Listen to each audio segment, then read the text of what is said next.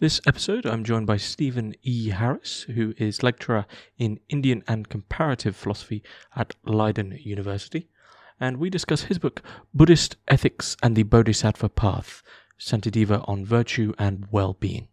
I'd like to say a big thank you to my paying patrons and subscribers for making all of this work possible, and if you'd like to support the podcast and keep everything running, please find links for the Patreon in the description below. Otherwise, please enjoy. So, Stephen Harris, thanks very much for joining me on Hermitix podcast. It's a pleasure. I'm really glad to be here. We are going to be discussing your book that was published in 2023 by Bloomsbury Academic, Buddhist Ethics and the Bodhisattva Path, Shantideva on Virtue and Well-Being, which is the first book-length English philosophical study of Śāntideva's most influential text, which is, in English, the English translation, Guide to the Practices of Awakening. But I guess more broadly, this is a book about that, but also about the Bodhisattva Path, as per the title, and also the ethics that are arising from this 8th century text. So before we dive into that, and I should say this is also part of the Bloomsbury World Philosophy series, which is a great series. So before we dive into the text and ethics and Bodhisattva, Stephen, just tell us a little bit about yourself, what it is you do, and the origin of this book. Assistant professor at the Leiden University's Institute for Philosophy, where I teach courses primarily in Indian philosophy, also a little Chinese philosophy. I also do some work in Western ethics. And so in the last few years, we started an English language BA incorporating non-Western philosophies, including Buddhism, deeply into the curriculum. It's fairly unique in Europe. There's only a couple places that do that seriously. So I've been really excited to be a part of that. And most of my academic career, I focused primarily on Buddhist texts, but I've always worked within philosophy departments and done all my training within philosophy departments. And so like a lot of philosophers, when I started studying philosophy as an undergraduate, I studied with a lot of talented people, but the curriculum was almost all Western. But I was actually fortunate in that when I started to study, there was a specialist in Western philosophy who had gotten interested in Chinese philosophy. And so when I was 19, I already got to have a little exposure to Asian philosophy. And then this and that happened. And when I decided I wanted to continue and do my master's, which is at the University of Hawaii, I have become interested in Buddhist ideas, and I wanted to incorporate them into my academic study, but I felt like a philosophy department suited me best. So I did my MA at the University of Hawaii that was built to do what they call comparative philosophy, looking at non-Western and Western texts in dialogue with each other. And then I did my PhD at the University of New Mexico, which is another really cool, still an exceptional place to study Buddhist texts. And there were two great specialists in Buddhist philosophy, my dissertation advisor, Richard Hayes, and John Tabor. Also, John Busanich did serious work in Indian philosophy. So within a Western philosophy department, I was able to write a dissertation. It's actually not this book. This is a new book. But I also wrote my dissertation on Śāntideva's Guide to the Practices of Awakening. When you sort of moved from Western to non-Western, was there anything that you found that was distinct? Did you find something that you thought this was distinctly missing before, that sort of led you to want to study it more thoroughly? As an undergraduate, I think one of the great things about being a BA student, or undergraduate student, is doing intellectual browsing. And so, I think the Buddhist emphasis partially on meditation, but also just on the sense that philosophy is supposed to address these existential problems in life, taking the first noble truth of Buddhism as suffering seriously, getting clear about what suffering is and how it can be solved. And I think as I turn to specialize in Indian Buddhist philosophy, what I do in the book and what I do in a lot of work is trying to systematize and present as clearly as possible, reconstructing the thinking of Shantideva and other Buddhist moral philosophers, what they take suffering to be, and how they think it should be addressed. So I think I'm still kind of working in that spirit. Okay. Are you? I hope you don't mind me asking. Are you a Buddhist? Do you consider yourself a Buddhist? I have a deep respect for the Buddhist tradition.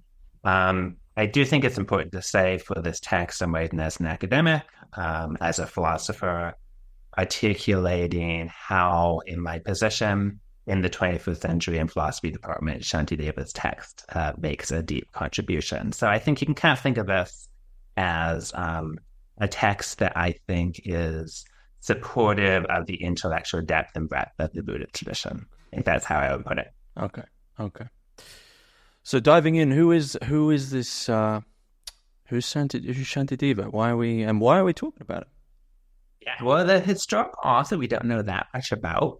Most scholars date him to the 7th or 8th century. He is almost always presented as a monastic academic working and living at the great Indian Buddhist University of Nalanda. Some historians and some scholars dispute that, but most accept it. And apart from that, we have a lot of stories about his life, but historically we know almost nothing about him other than the text that he left us. The text is clearly a work of Mahayana Buddhism, and he's identified as a scholar of the Madhyamaka philosophical subschool of Mahayana Buddhism, particularly because of his account of prajna, or wisdom, that he gives in the 9th chapter of the text. So he's been an fairly influential thinker in India. There are 10 Indian commentaries preserved. Most of them are only preserved in Tibetan translation, but they have come down to us. And then his text became extremely influential in Tibet, where many of the great intellectual luminaries of the Tibetan tradition have written commentaries on him, allude to him frequently in the development of their intellectual thought. And then in the 21st century, I think, the text never went away. This kind of attained a kind of a spiritual revival and an academic revival. The Dalai Lama frequently cites it as his favorite text. He gives teachings on it. A number of contemporary Buddhist practitioners have written influential commentaries on it. And then my academic work is usually grouped together with under the title of Buddhist Ethics. Scholars of philosophy or other disciplines taking seriously the Buddhist contributions to moral thought.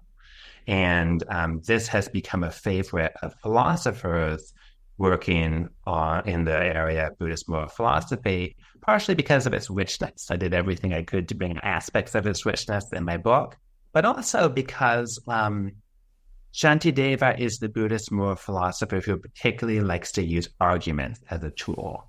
So for philosophers, of course, arguments are essential, kind of very much centered in an intellectual domain. And so Śāntideva also uses meditative techniques. He uses ritual. But one of the tools that he uses to develop virtue is arguments with clearly stated premises leading to a conclusion. And philosophers love this. So I also, in my book, I survey some of his most influential arguments. Is that pretty rare in terms of Buddhist ethics up until that point to the utilization of arguments? I don't know that it's rare, but I think with Shantideva you find a particularly strong emphasis on it.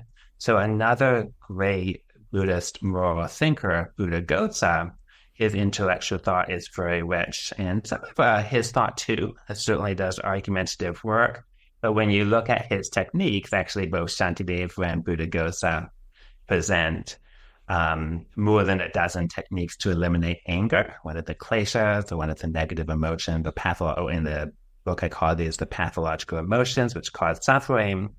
One of the techniques Shantideva frequently uses is the explicit arguments with premises and conclusions. You can read Buddhaghosa that way, but I think probably a more natural way of understanding what Buddhaghosa is doing is looking at this as different ways of visualization, imaginative techniques to undercut the emotion of anger. Mm-hmm. There's a difference of emphasis. Shantideva also does that. The thing to keep in mind is that when we're talking about Shantideva's arguments, they're always for a spiritual and psychological transformation. They're never merely to attain true premises. Okay. So just to clarify, the guide is his only extant work? Oh, great question. No, we're very fortunate that we have two of his extant texts.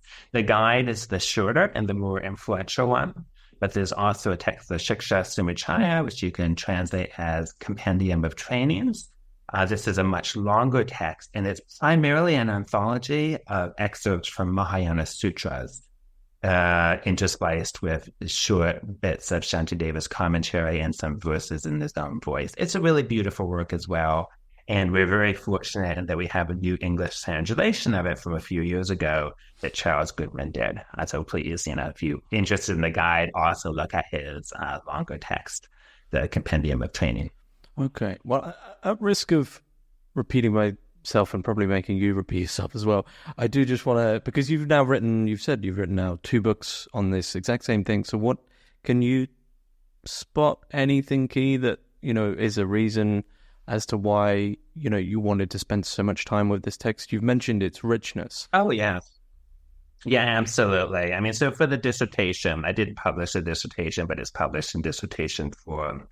The dissertation, I won't talk too much about this, but it focuses on intersections with issues of moral demandingness, the claim that a given ethical theory makes unfairly high demands of its followers between Western and Buddhist thoughts. And so just to give you a sentence on this, Peter Singer, the very influential Western ethicist, is famous, arguing that that if we take seriously the possibility of saving lives through donating to Oxfam and making wise donations, it would be immoral to go see a movie because that life could go a long way to saving a life and so on. It seems like his conception of morality is extremely demanding. Moving a little more into the content of the book, in Mahayana Buddhism also we have what initially seems to be an extraordinarily demanding conception of morality and spiritual life. So the Bodhisattva, one of the core concepts in the text, this is the being who attains liberation from suffering, not only for himself, but for all beings. So he actually vows, or she actually vows to accept, to work towards a higher level of realization, remaining in samsara for countless eons, taking countless additional rebirths, and for the sake of developing the virtues of the Bodhisattva Path, which I illustrate in my book, which enables them to teach and liberate beings of suffering. And as part of the work they do there, they visit the hell realms, they visit negative rebirths. But in my dissertation, I focused on this part of the text, and it seemed to me like if over-demanding this is a problem for Peter Singer, it would also be a problem for the Mahayana Buddhist tradition. You can kind of think of what I'm doing in this book. It hasn't completely translated away from that topic. But, I think in the intervening decade or so, I've studied with good people, I've taught, I've discussed with some students, I've read some great books on that. And I think I was able to a little more clearly and organically articulate what explains the Buddhist attitude towards what initially seems to be an extremely demanding conception of morality. First of all, Shantideva denies this. He claims that the Bodhisattva path is the path of personal happiness and well-being. All happiness comes from the wish to help others. All suffering comes from the wish to help oneself. To give a slight paraphrase of one of his most famous verses. And so in the book, I shift from over-demandingness explicitly as a topic to the Mahayana Buddhist, and in particular Shantideva's conception of virtues. And what I argue is that if we get clear about what much of Mahayana Buddhism, but Shantideva in particular, thinks suffering actually is, and get clear about how it's removed, then we'll see that the path of the Bodhisattva, the path of spiritual development, altruistic development for others, is actually in our own deepest interest. And the reason for this, and I can introduce 2 of the core concepts, so 2 of the core terms for my book. The reason is that I argue in my first chapter that in development with the early Buddhist tradition, sort of drawing some conclusions from the early Buddhist tradition and the broader Mahayana tradition, Śāntideva argues that what it really is to suffer isn't to experience physical pain, it's not to lack material goods, but it's to experience what in the book I call the pathological emotions. And this is the translation of a Sanskrit term, klesha. The deepest of the pathological emotions are delusion, the both belief and organization of of experience into reified selves and reified objects. And then as a result of that, craving and anger, and then additional negative emotions such as arrogant pride and jealousy that arise from that. And in the book, I talk about in what aspects these constitute and cause further forms of suffering. They're painful. They destabilize the mind. They destabilize the social relationships. They contaminate any enjoyment of ordinary goods. And as a particular Buddhist premise, they also lead to negative rebirths in the future. So what's the solution? Well, it's to develop the virtues of the Bodhisattva Path.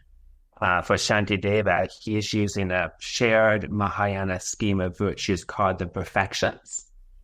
So these are the perfection of generosity, the perfection of ethical restraint, the perfection of patience, the perfection of energetic perseverance, the perfection of meditative concentration, and then the final one is wisdom. And even though it's technically not a perfection, we also have to put compassion, the wish to eliminate the suffering of sentient beings, as a core virtue for Shantideva, as well as bodhicitta, the wish to attain awakening for the sake of all beings. And the basic claim, and this is kind of a very basic claim argued for over and over again in Mahayana texts. It's a development of early Buddhist thinking as well. But the basic claim is that each of these virtues acts as an antidote to one or more of the pathological emotions. So generosity, for instance, it acts as the antidote for craving.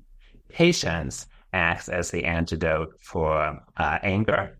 Wisdom acts as the antidote for delusion. And then each of them has other positive rules as well. And so if we take the kleshas, the pathological emotions, to constitute and be the deepest causes of all the types of suffering, if the perfections of virtue and compassion eliminate them, therefore progressing on the Bodhisattva path and developing these other regarding virtues which enable one to help others, this also provides the deepest benefit for oneself. So that's kind of the core structure of my book. And what I really wanted to do in this book, kind of lay out what I saw as the core structure of Shantideva, or at least an important aspect of the core structure of what he does in his articulation of the Bodhisattva path. And then what I really tried to do is try to do more in-depth studies that at least we've had in English language scholarship of certain of those virtues. And I chose 4 of them: generosity, patience, compassion, and then a partial study of the difficult virtue of wisdom. Virya, energetic perseverance, didn't get its own chapter, nor did meditative concentration. A fuller study of the text would have. It's not that they're less important, but what I saw is those 4 virtues being most central to answering was kind of a philosophical puzzle for me. How can you make this, at least initially, crazy claim that radical altruism, committing to endless rebirths in the realm of suffering, is in your own benefit? How do you make philosophical sense of that? And I found that the self and other benefiting structure of Buddhist virtue comes out particularly strongly in these 3 initial virtues, and then each of them is completed by wisdom. So I also had to talk a bit about wisdom. Mm-hmm. So am I right in thinking, I mean, if we took the 2 as separate, you have the Bodhisattva path, but then you also have a Bodhisattva. Could it be right in saying that the Bodhisattva path could be consciously chosen, but one can't really consciously choose to be a Bodhisattva? That is at the end of our process. Yeah. So we're moving into the difficult wisdom chapter. This is, I think, one of the hardest chapters in the text. I describe myself as doing a partial study of the difficult wisdom chapter. I think what you're really asking about is awakening. What's the end path for Shantideva? And so I can't say something about it, but let me say just a little bit more in terms of this book, what I was most interested as a philosopher in 2020. When I was reading this, it may change in the future. But, I think there is kind of a natural conception to think about, to get the richest philosophical account of Śāntideva's ethics, we need to talk about the end of the path. Maybe that's true. But the middle of the path and the early path, sometimes I think it has stronger analogs with some of the work that's done in Western philosophy and also Chinese philosophy, because here we can I think, very accurate to describe what Shantideva is doing as, at least partially, care for studies of virtue and a care for moral psychology that explicates experience and talks about the relation between experience and suffering, these particular mental states, what they are, what causes them, how to develop them, what their function is, and so on. I describe my book as a study of Shantideva's moral psychology and virtue theory. Now, what you're asking me to talk about is towards the end of the path, but here things get quite complicated. Well, hang on, no, sorry, just one sec, just before we get to the end of the path, because you said something fairly interesting there, that the start and the middle of the path are just as important, if not more important. So this isn't a philosophy of means to an end. This isn't a philosophy of a typical Western teleology. So why do you think that is, that the start and the middle of the path are, would you say, even more important than the end? I don't want to say they're more important to Shantideva. I mean, for Shantideva, the goal is liberation, and we develop towards liberation. In one reading of his account of liberation, the perfections of virtue are partially constitutive of liberation. Let me talk a little more about that. Well, so, I mean, I'm writing as a philosopher in the 21st century. I hope my book is also helpful to practitioners, to interested people. But part of the case I want to make is this has a natural place in philosophy departments. I'm hoping people, non-specialists, can pick this up and help students read the text with this as one resource to help them do that. And so I think some of the strongest analogs between conversations happening in Western philosophy will happen early and in the middle part of the Bodhisattva Path. This is primarily the work Shantideva is doing in this text. He doesn't talk about the final stages of the path in depth. I can go ahead and say something about what he says about this. So I was kind of thinking about this, writing the book. I actually think there's something really helpful to recognizing that.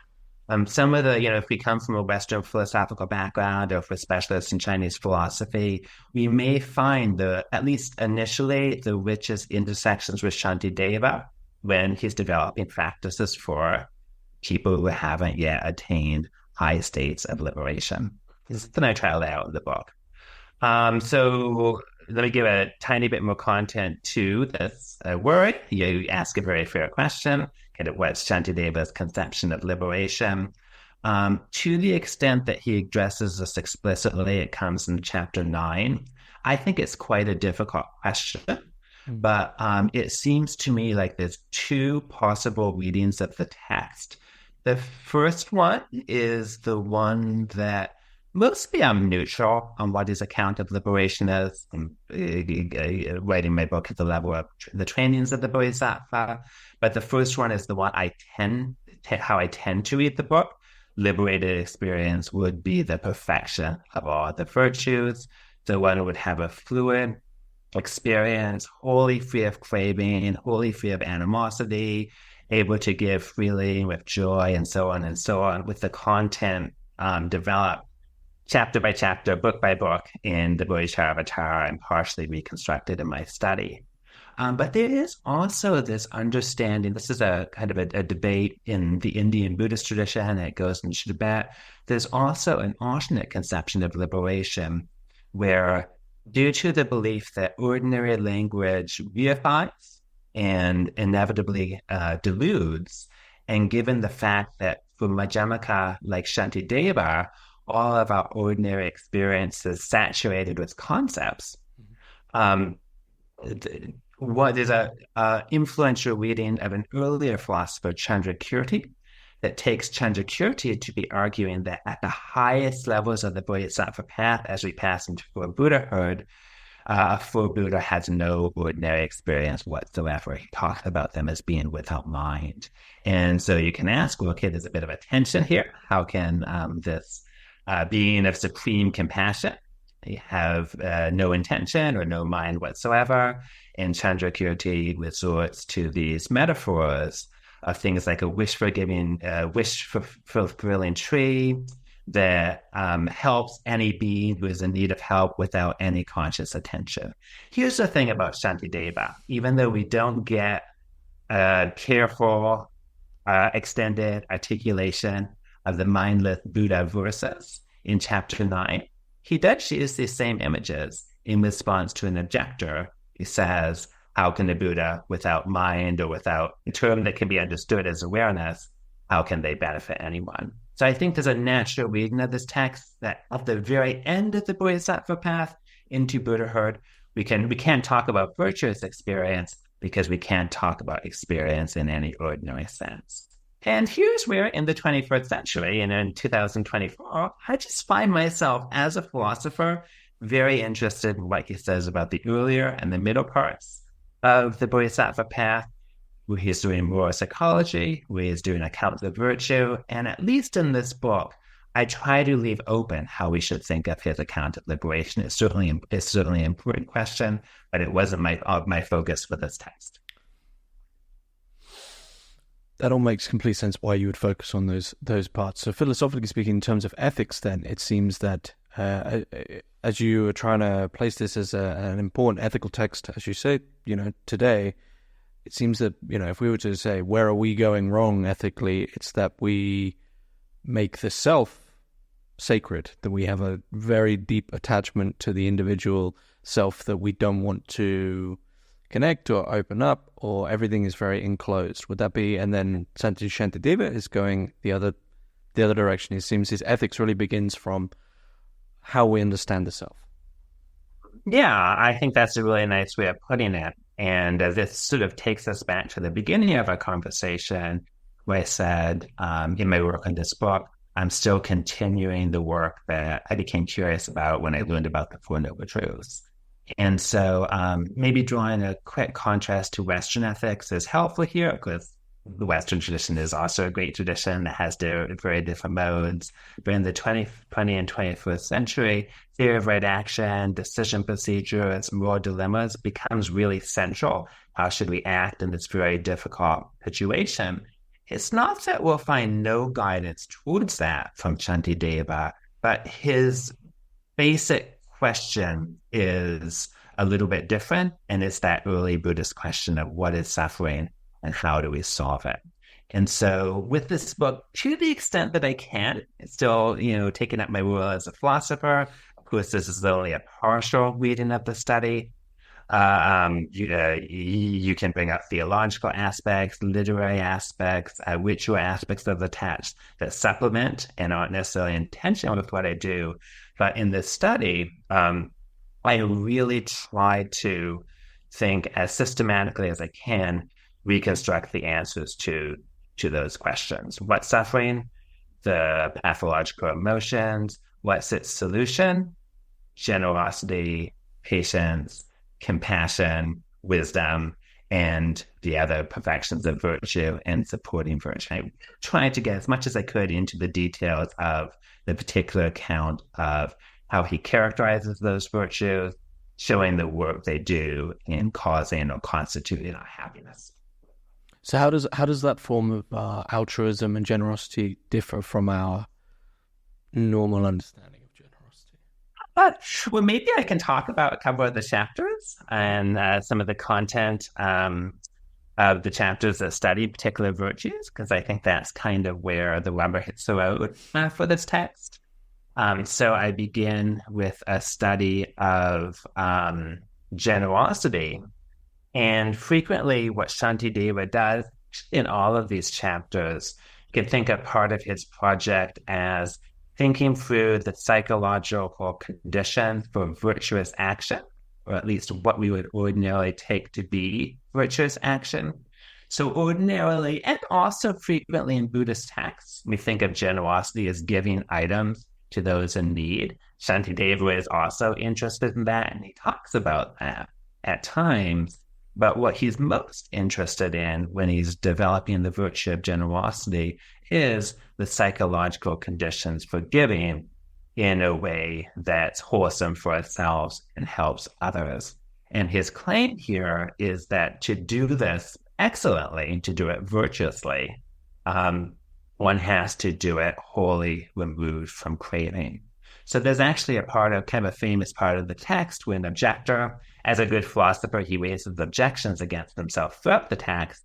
And he has an objector raise the objection that, okay, the Bodhisattva path has been around for a long time now. So presumably there have been past Bodhisattvas becoming Buddhas who perfected generosity. There is a lot of poverty in the world. So doesn't this mean it's not very effective? And his response is to say that when we're talking about the perfection of generosity, it's actually a state of mind, a state which offers all items in one's possession to all sentient beings. So I think to formalize that a little bit and sort of drawing upon some other parts of the guide, here's a place I actually draw upon the training manual, his other text, where he treats generosity in a lot more depth. You can think of this as having two parts. First of all, the perfection of generosity is wholly eliminating craving from what's still in our possession. We can start with external possessions like wealth or items we can give to others. And then second, even before we physically turn over those items to other beings, we conceive of them as already given to sentient beings in general. So he actually uses this language. I use this example because he uses it in the training manual. The Bodhisattva conceives of all his or her possessions as borrowed, as if on loan, not only items, but the body. So when a chance to give these items to others occurs, they have already, in the sense that I'm suggesting Shantideva commits to, they have already been fully and irrevocably given to all sentient beings. That itself represents the elimination of craving.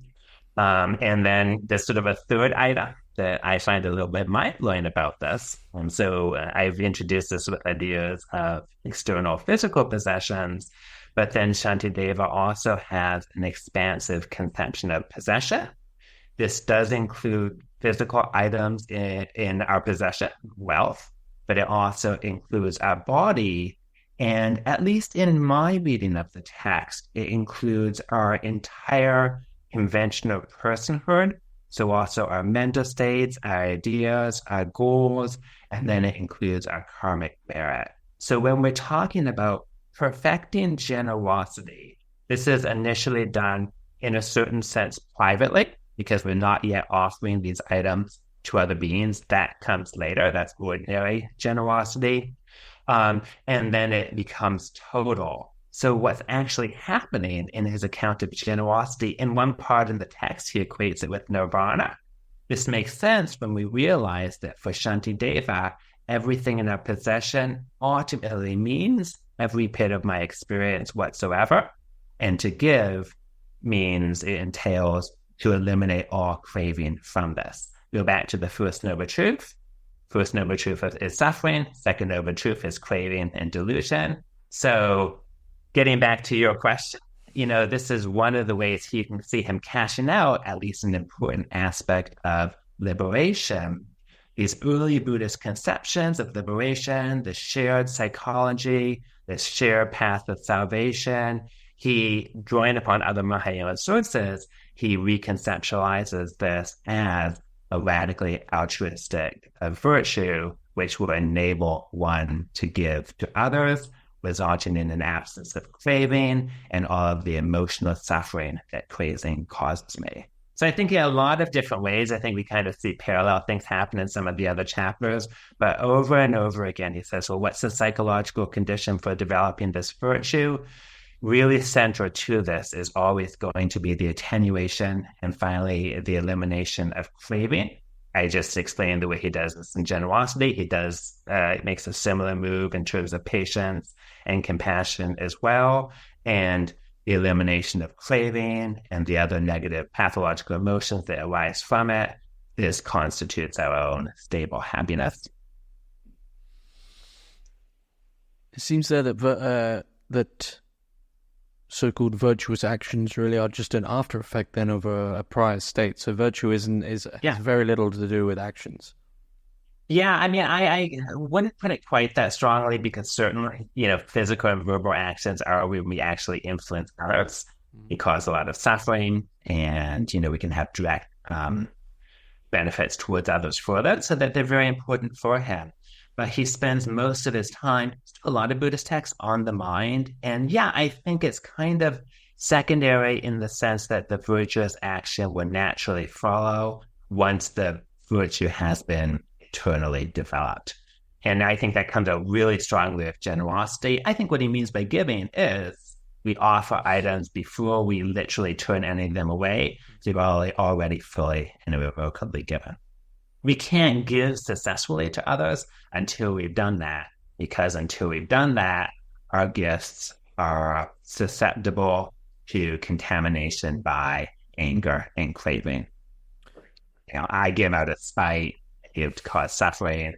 I give with attachment to my own benefit and get pissed off, when the other person doesn't respond as they want them to. That's impossible if we've done the cultivated work of developing the perfection of generosity and eliminating craving towards anything in our possession. It's a very strange virtuous position, though, because as it let's say precedes the virtuous man or woman becoming the bodhisattva, which we can't really comment on because it's non-conceptual, sort of seems to be becoming nothing, or at least becoming neutral. So they no longer have this. They're no longer really this self. They no longer have attachments or anything. They no longer own anything. So it's very peculiar to think about just what exactly or who exactly they are, who is performing these virtuous acts. Does that make sense? Yeah, that's a really good point. I don't want to make it more counterintuitive than it is. And so stick with kind of this basic conception of eliminating craving from the items that are still in my possession. And then, maybe the example he uses helps us. We can imagine being in a household for a long time, an item that's borrowed. We can still enjoy it. We can show it to others. We can, use it communally and so on and so forth. It can be a real part of our life. But when its owner asks for it, we're perfectly happy to give it up because in a psychologically robust sense, it no longer belongs to us. So we can still enjoy items. The path of the Bodhisattva has to be joyous. An example I use in the book when I was trying to kind of, I sort of try to do what it takes to be his basic account of virtue and psychology. And then to make this a bit more intuitive to us, I suggest thinking about someone who's wealthy. They get towards the end of their life and they think, okay, what I really want to do with my accumulated wealth is benefit others. But I still have some years left, so I'm going to create an irrevocable life trust, legally put all of my wealth into that trust, but I'm going to retain, what's the word I'm looking for? I'm going to run the trust as long as I'm alive, and I'll, people make applications and I'll disperse it. So in that case, it's not like the person's nothing. He still has wealth, he has this goal of helping others. It gives him a reason for interacting with others. He meets with applicants and so on. We can talk as actually being a very rich life. But the difference is now, quite literally, but also a quite psychologically robust sense. He sees everything that formerly belonged to him as no longer him, and will give it up without attachment and without joy. So I think that's kind of an intuitive example to get a sense of how my reading of Śāntideva, maybe it's much more human than it at first seems. And then the part for Shantideva is an aspect, so some certain respects a radical philosopher.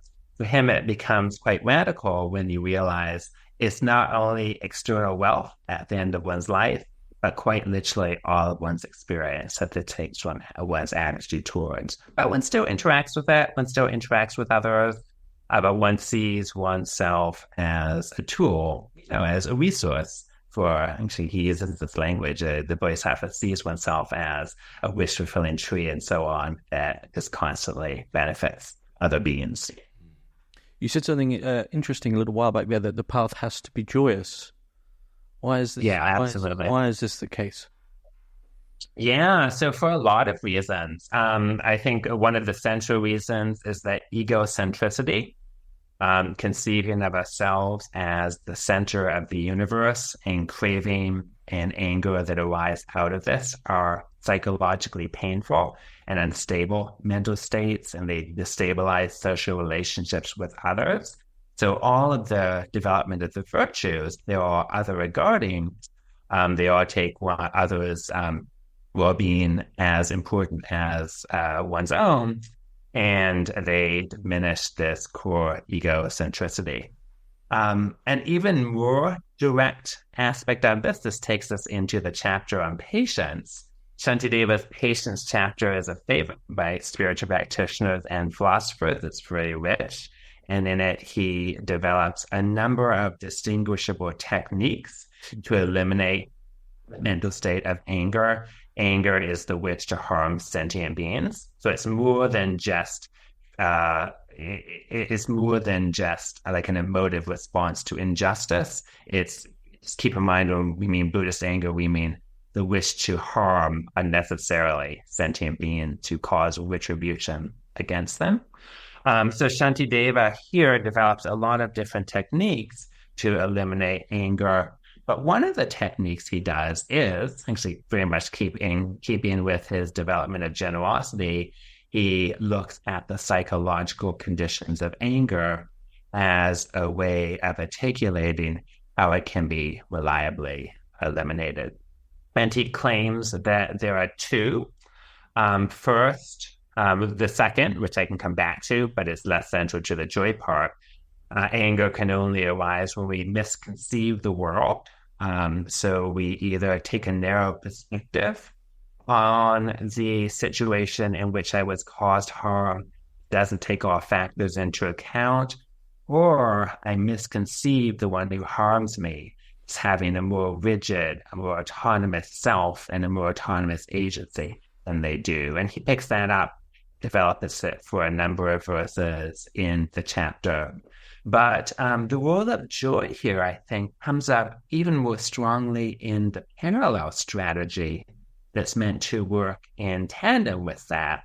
And here he says, well, from the subject perspective, what's the psychological condition of anger? It's what he calls, in Sanskrit, it's dalmanasya. Literal translation of that is mental pain. And so this is kind of like a basic emotional suffering that I experience when one of my desires has been frustrated. So my anger towards the enemy, I kind of like to put this in sort of an intuitive way. You can think of Shāntideva's interesting psychological claim here being anger is lashing out that happens when we are, in some sense, emotionally wounded. You know, we've been sort of internally damaged in some way. We've been disappointed and frustrated, and anger lashes out as a response. So drawing upon early Buddhist psychology, and this is another place where all of these, the basic moves are already made in the early Buddhist canon, he claims that a necessary causal condition for anger is experiencing mental pain, this mental sense of frustration. And this itself is caused by the frustration of desire. So now we have two ways to eliminate anger. Simply focus on its subjective conditions. We can eliminate mental pain directly, or we can chip away at and begin to eliminate the desires whose frustration causes mental pain and therefore anger. Here's one more place where craving as one of the root sources of suffering comes in and is incorporated into his account of how any given virtue, now we're talking about patience, eliminates it. What's the joy point? Well, he says this explicitly. What's the antidote to mental pain? Joy. So what's the technique he uses from the side of the subject? How does one guard one's mind against the suffering of an angry mind? One develops techniques to stabilize one's joy and to enable it to reoccur whenever it's lost. So it's actually quite literally, and I think initially a misunderstanding of Buddhism is to read it as simply eliminating emotions because of its stress on eliminating certain emotions, the emotions that cause or constitute suffering. But drawing upon early Buddhist and Mahayana psychology, Shantideva articulates a wish for psychology of virtuous experiences, and he actually gives a lot of attention to joy. Chasing after sense pleasure out of craving impoverishes one's life, destabilizes the mind, but developing compassion towards others, developing generosity towards others, purifying the mind of craving, this stabilizes and increases virtue-enhancing forms of joy. So quite literally, the Bodhisattva's experience has to be joyful. Otherwise, they can't perfect patience, which is one of the perfections which constitutes the character they are developing. So you mentioned, anger begins from this misconception. And so it seems to me then that the pathological emotions, which you've pointed out, are sort of the beginning of this moral sort of split. In that therein, to be unethical or to not, as I say, to not act ethically is to sort of exist in some state of just delusion. Delusion is going to be the root cause of it, for sure. So this comes out in various ways in various places in the text.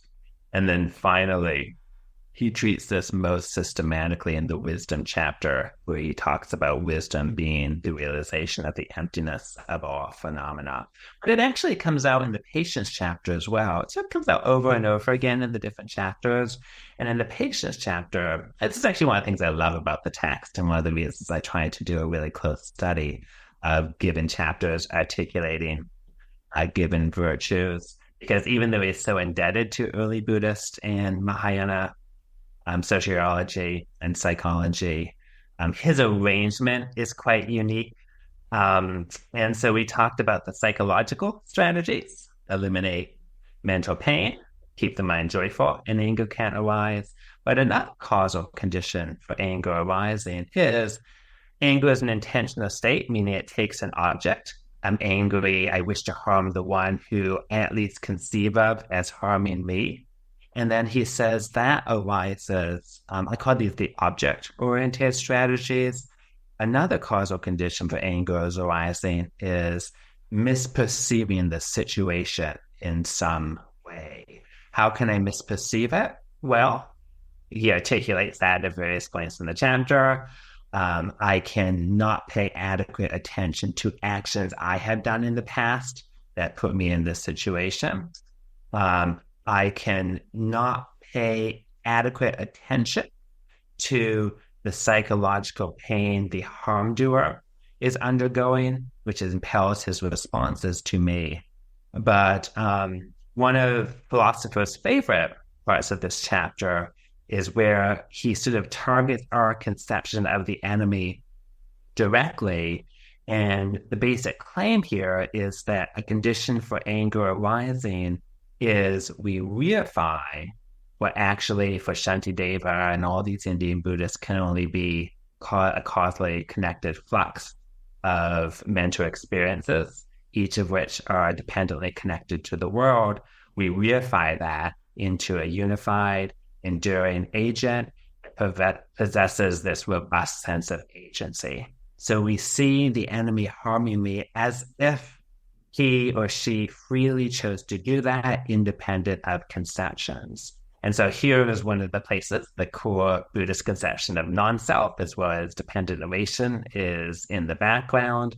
For Shantideva, such a person never exists. And so in this part of the text, he says, he uses draws the analogy to bile. He says, just as stomach acid causes me pain as a result of various causes and conditions, bad food, climate, and so on, in such a way, the enemy who harms us, they are impelled to harm us as a result of anger arising in their mind, and that arises in dependence on further causes and conditions. So there's a conception of this free agency that harms us, uninfluenced by other causes and conditions.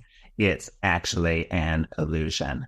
And this is kind of another place where I think it's helpful to read these two parts of the text together, because in the 15 verses or so that precede this, he has laid out the psychological causal conditions for anger, mental pain, whose frustration, who's caused by the frustration and by desire. Here he's asking us to flip that over and realize that for the one who harms us, they also are going through the same condition. So they're harming us.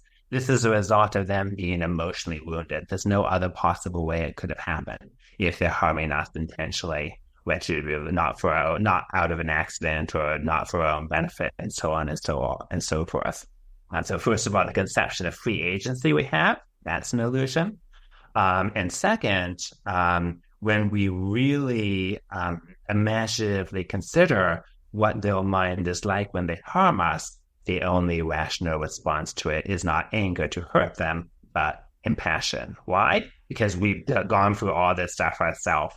We've just meditated and articulated and carefully considered our own psychological condition when we become angry. Of course, this applies to the other as well. So that's like one more place where wisdom comes in. It comes in over and over again throughout this text. It's a tiny bit of a digression, but you did mention it, and I'm intrigued. You mentioned that the arrangement of the book is very unique. So how does that affect? Does that affect the sort of building up of the the ethical stance? Is there something distinct about the arrangement that you noticed? Yeah, I mean, I think when I started reading this text, and even when I read my dissertation, I did what a lot of philosophers do, and really criticizing it. I still sometimes do this. I had a particular concept, a particular issue in mind, and I extracted certain ideas from various points in the books to think more carefully about that issue. But with this book, I became really interested in the structure of the chapters. I really tried to read the different parts of the chapters together. And I really kind of came to the conclusion that we get a much richer sense of Shantideva's moral achievements when we do that. So kind of drawing upon the discussion that we just had about patience, I can make this plain. So there's kind of three main parts to the patience chapter. We've done two of them, the psychological and the subjective psychological and the objective causal conditions for anger. And then the third, sort of providing kind of a framework for the whole chapter, is his claim that anger inevitably causes or constitutes suffering, and therefore patience, its antidote, eliminates that suffering and benefits the Bodhisattva. And so he begins very famously. He lists some of the harms that anger causes. It's mentally painful. He compares it to a thorn that's lodged in the mind. It psychologically destabilizes the mind. It unbalances the body. He talks about this in terms of not being able to sleep. He talks about it's one of the places where he talks about pathological emotion here, anger, impeding ordinary enjoyments. We can't take pleasure in food. And because our mind is over and over again fantasizing about the way that we believe we are unfairly harmed. And then he talks about it destabilizing social relationships. And, we read through these, and I think we kind of nod our heads and say, yeah, there's something to that. But what many readers, including many philosophers, have said is that fair enough, but that doesn't get us to the radical position that all anger is harmful and we'd be better off without all of it, because for Aristotle, indignation is proper functioning of the virtuous person. We can talk about feminist approaches which talk about the motivational or the epistemic benefits of anger. It motivates us to address injustice and so on. So what it should be like is, we should be cautious of anger. Shantideva rejects this, but I think we get a much richer conception of the philosophical resources he can draw upon when we read the chapter in the whole. And here I'm just bringing in what I've already articulated, when we talked about the other two strategies he uses. It's not only that anger physically, socially, and mentally harms us, although that's already quite a lot. But it's also that epistemically, there's no possibility that we're perceiving a situation accurately if we're angry. And, motivationally, anger can arise when we're in this invulnerable, unstable position, when we've taken this mental damage. And so I think when we sort of incorporate the other parts of the chapter, rather than just abstracting the beginning and the end of the chapter out to think of the disadvantages of anger, then we can say, we can kind of see why Shantideva argues that compassion and the other motivational states that the Bodhisattva has access to are always going to be more efficacious in addressing injustice, recognizing pain, and so on. To the extent that anger can do that, it's going to do it imprecisely, unstably, and with ways that tend to further enhance suffering. And I kind of found that with all of his chapters. I think if you really dig in there, of course, this is my reading of the text, but I really tried to reconstruct a reading of the text, especially with generosity, patience, and compassion, that drew together different parts of the chapter that I think I and a lot of other readers in the past had tended to read separately. Well, we've gone through a lot of the questions very quickly, and a lot of the ones I had about the Bodhisattva can't really be answered, which is completely fair. So, I mean, is there anything key about the text that you'd like to add in that you feel we should touch upon? I think by allowing me to talk about some of the details, which I'm really grateful for you for doing, I think I've already done that. I think what I really trying to do in the book, and of course I welcome critique of my positions, that means we're getting more close attention to Shantideva's positions by philosophers. What I really tried to do is, I think, distinctive, interesting conceptualizations of virtue and positive mental states and negative mental states come out. In many ways, I think you kind of brought this out with your initial response to my explication of generosity. In many ways, they will be counterintuitive, and in many ways, they will be quite radical. I mean, this claim that the only way to lasting happiness is committing oneself forever to liberating other sentient beings, that's actually quite a radical claim. So I think kind of by allowing me to discuss some of that, you've sort of let me do what I want to do most today. Okay. What are you working on now? More on Shantideva? Well, Shantideva will always be there. I love the text, and I'm always happy to refer to it. The current Shantideva project, though, is an edited collection, and this is a collection co-editing with interreligious theologian, Perry Schmidt-Lukl, who we both wrote a book on Śāntideva. His is from an interreligious and theological perspective. Mine's from a philosophical perspective. And we both, I think, really appreciated the work the other person did. And so rather than simply write a second book, each of us on the text, we decided to do an edited collection, looking at Śāntideva a bit more in intellectual and historical concept. And so it analyzes Śāntideva's thought using the framework of traditions. And then future projects that I've done some work on, but I'm really interested in this Buddhist concept of suffering or dukkha. And so like with this particular text, I spent a lot of time on Shantideva and suffering, but I would like to do more work on Buddhist narrative, Buddhist systematic Abhidharma philosophy, other work by early Buddhist and Mahayana philosophers. I think this is one of the philosophical contributions of the Indian Buddhist tradition, thinking so carefully about what impoverishes a human life. And so I'd like to write more on that. So that's kind of the two things that I'm working on now. Okay. Well, unless there's anything else you'd like to add in, I'll be sure to put the links for the book in the description below. Well, mainly it's just it's just a huge thank you for me for having me on. I really appreciate it, and for letting me talk about some of Shantideva's ideas. Thank you very much. Yeah, Stephen Harris, thanks very much.